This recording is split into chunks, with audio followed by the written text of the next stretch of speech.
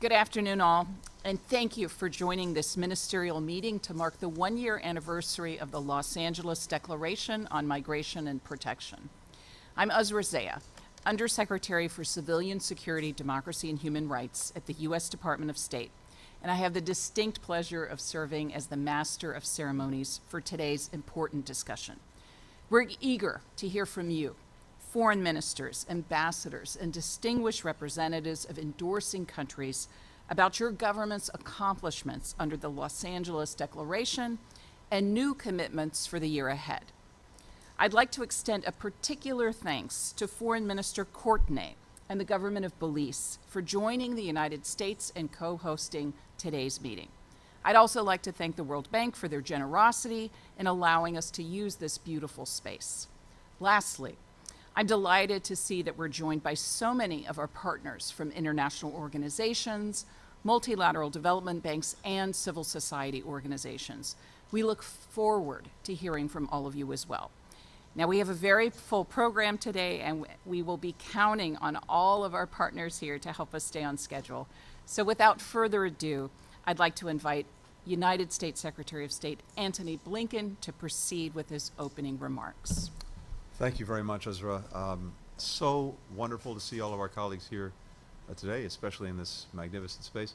Eamon, thank you for bringing us together.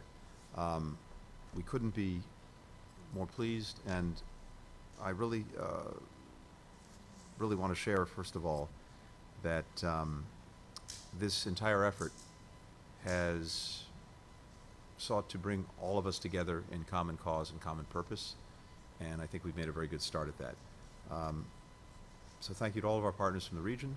Thank you to the World Bank. Thank you to its new president, Ajay Banga.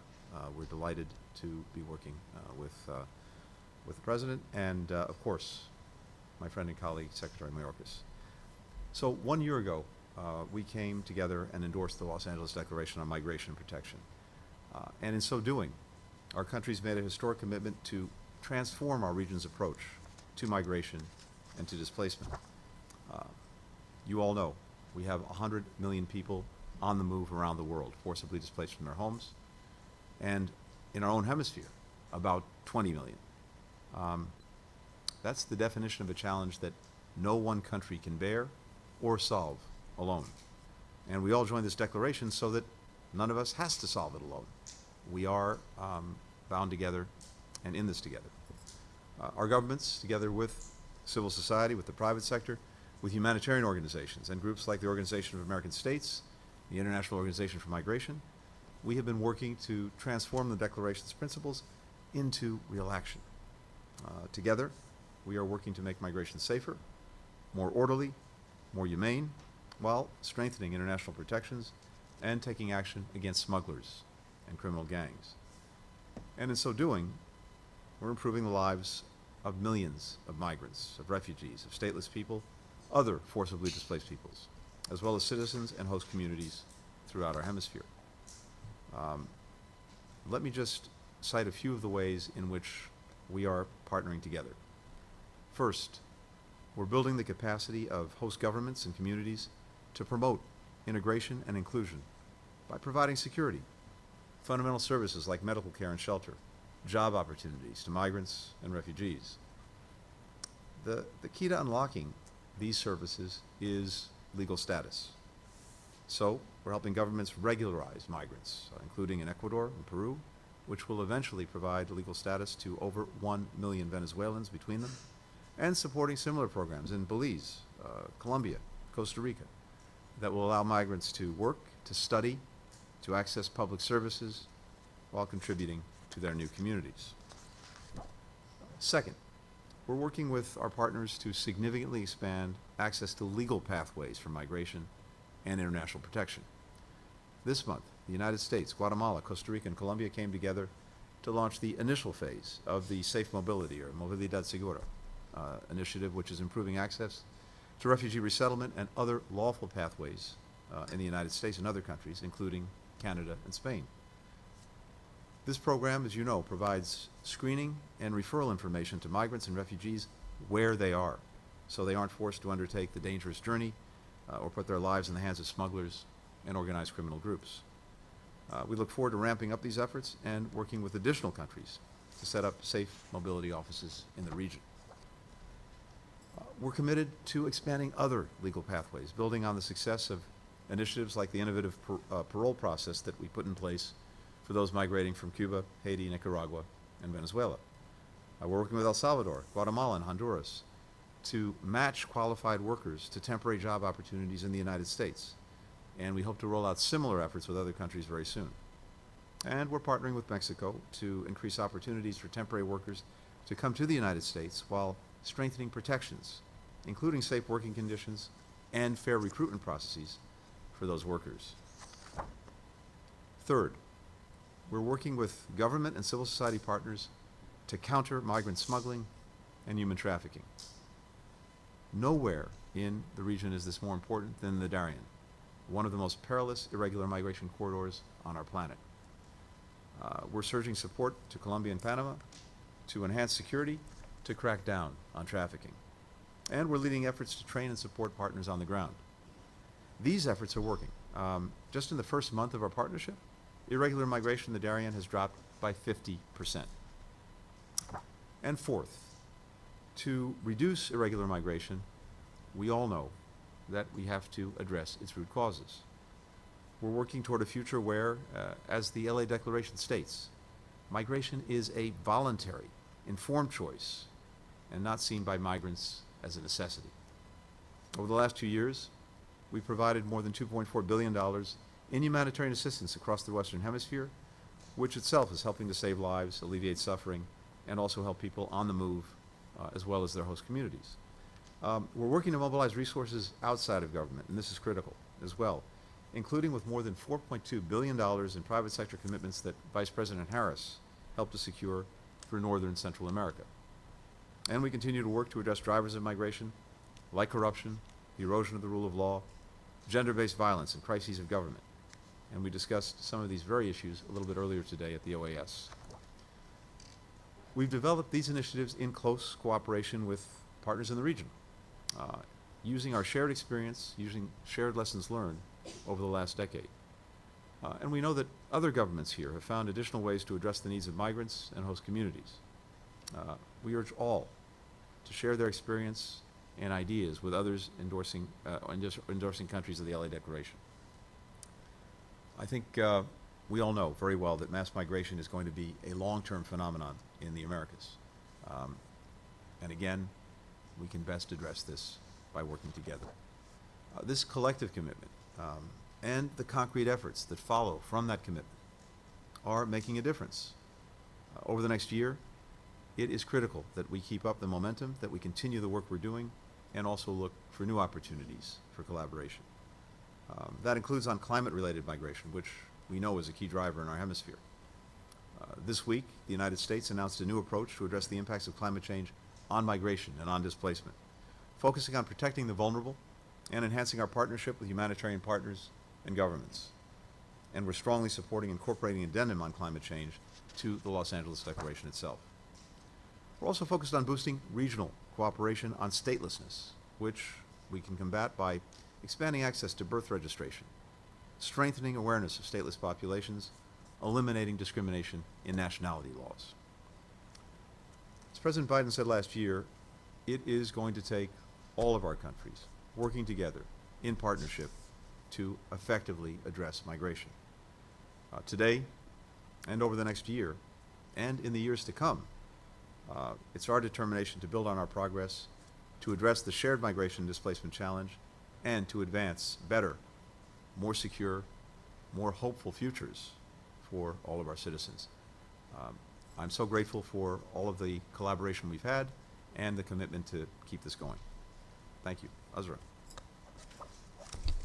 Thank you, Mr. Secretary. And now I hand the floor to Foreign Minister Courtenay. Uzra, thank you very much. Tony, Alejandro, colleague foreign ministers, heads of delegation, ladies and gentlemen. It's an honor for Belize to join the United States in co-hosting this very important dialogue this afternoon. And I want to thank you all for joining us to celebrate the first anniversary of the Los Angeles Declaration on Migration and Protection. It is important for us to come together to engage in constructive dialogue concerning the issue of irregular migration in our region, to review the progress that we have made on our shared commitments, and to work towards developing long-term comprehensive migration policies. The Los Angeles Declaration emphasized our commitment to work collaboratively to protect the dignity, life, and human rights of all migrants, regardless of migratory status. Excellencies, it is in this vein that we open this dialogue with the intent to embrace every opportunity to improve the regional governance of migration and address the challenges associated with today's migration. This requires a comprehensive and collaborative response from both national and regional actors. The flow of undocumented migrants across the region continues to increase and accelerate. Early data for 2023 highlights that between January and March, approximately 87,390 people on their way to the U.S. made a trek across the Darien Gap, one of the most perilous walks on earth. Organized crime, corruption, and countries' limited capacity to provide basic services have all contributed to an escalation of violence and insecurity, leading to an increased trend of forced displacement. It is therefore essential to recognize that migration is not merely a statistical trend, it is the movement of real people with rights, aspirations, and dreams. Respecting human rights in the context of migration is not just a moral imperative, but also a legal obligation under the Universal Declaration of Human Rights and other international instruments. It is crucial that we all uphold these rights for all migrants, irrespective of their country of origin or destination. The Americas has made significant progress, as mentioned by you, Tony, in recognizing and protecting the rights of migrants. However, despite these positive steps, challenges remain. Migrants in the Americas continue to face obstacles that impede their access to justice, education, healthcare, and decent work. Discrimination, xenophobia, and human trafficking are persistent problems that demand our attention and collective action. It is our duty to address these issues and work towards more inclusive and equitable societies. To effectively address the challenges associated with migration and promote the respect for human rights, a multifaceted approach is needed. Firstly, countries in the Americas must strengthen their legal frameworks and policies, dismantle criminal networks, and ensure the protection of migrants' rights. This involves enacting comprehensive migration laws that align with international rights and standards, establishing transparent and efficient asylum procedures, and combating human trafficking and smuggling through enhanced cooperation and protection. We must continue to foster partnership between governments, civil society organizations, and international organizations to develop comprehensive and humane approaches to migration. Sharing best practices, exchanging information, and coordinating efforts can lead to more effective policies that protect human rights and promote social integration. Secondly, regional cooperation and dialogue like today's encounter are essential for addressing migration-related issues. Colleagues, let us stand together in our commitment to a future where the Americas can serve as an example with migration policies that create an environment where migration becomes a force for development and more inclusive and just societies. It is imperative that the Los Angeles Declaration recognize the intersection of migration and climate change. This is why Belize firmly supports a decision to work on an addendum to the declaration focused on addressing climate change migration. Climate change threatens the very existence of small island developing states and low-lying coastal regions. This is why at COP28 we expect to see ambitious climate action, emissions reduction, climate financing, and the operationalization of the new financing facility for loss and damage. The movement of climate change migrants necessitates a holistic approach to protect those seeking refuge from environmental harm. we must focus on the rights and well-being of affected individuals. Colleagues, ladies and gentlemen, by recognizing and harnessing the potential of migrants, we can drive innovation, fill labor market gaps, and stimulate economic growth. It is crucial to adopt inclusive policies, invest in education and skills development, and foster international cooperation to create an environment where migration can be a force for positive change and shared prosperity. Let us build bridges instead of walls and create an environment that respects and celebrates our shared humanity. In closing, allow me to reiterate that Belize is ready and willing to continue working with you and our regional and international partners to find viable solutions and address the most tragic consequences of migration while upholding its human rights obligations. I thank you all, and I look forward to a constructive and fruitful dialogue. Thank you so much. Thank you, Foreign Minister Courtenay, for those insightful observations.